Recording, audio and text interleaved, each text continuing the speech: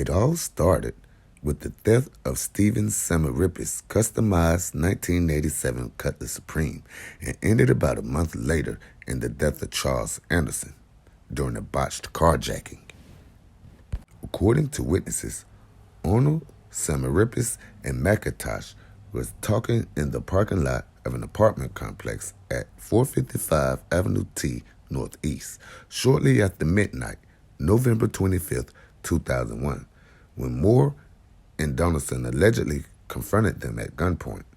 The three men didn't resist when Donaldson and Moore demanded they hand over the keys to Samaripis' Cutlass, which Moore couldn't get started.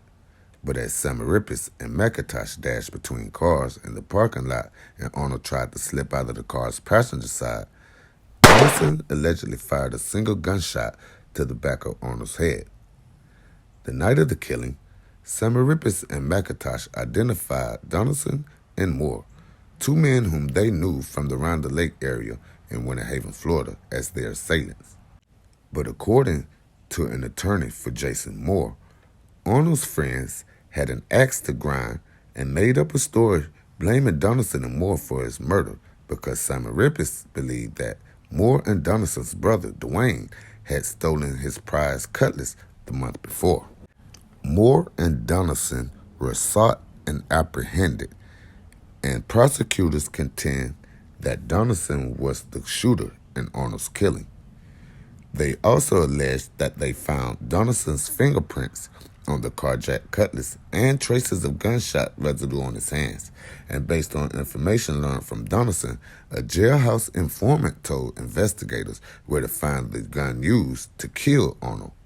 While incarcerated, Donaldson's prints were allegedly found on a threatening letter sent to McIntosh while both were incarcerated in the Polk County Jail.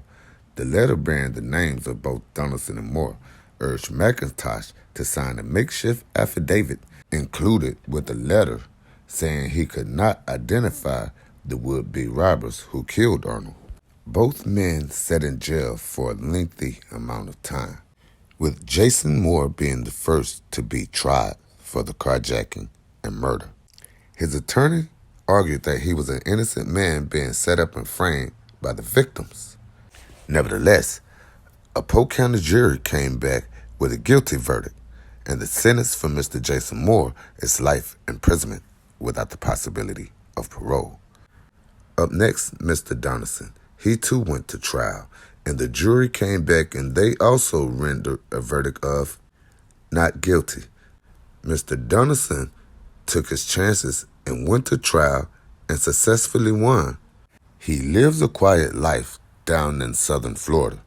Jason Moore, on the other hand, he steadily fights to come back on appeal and he maintains his innocence. Moore feels that he's done more than enough time for the carjacking, and if released, he believes that he can live a productive life. Moore issued apologies to the families of the victims that was involved and hopes to see the light of day one day on the other side of the prison walls.